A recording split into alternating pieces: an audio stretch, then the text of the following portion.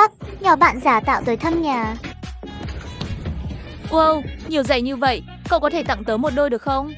Cho cậu đôi này. Gì đây trời? Đi vài bước là biết à. Sạch bong rồi nè.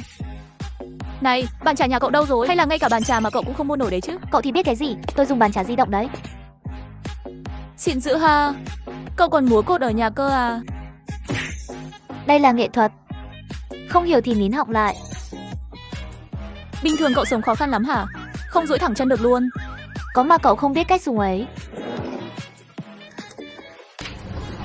Ôi chao, cái cửa nhà cậu cũng quá nhỏ đi. Cậu đang đề phòng ai vậy? Cửa này để tránh mấy nhỏ xấu tính đó. Dù sao thì tớ cũng đi lối này.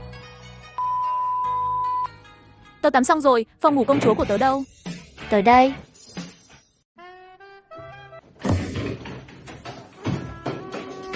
Lần sau, có mời tôi cũng không bao giờ tới nhà cậu nữa.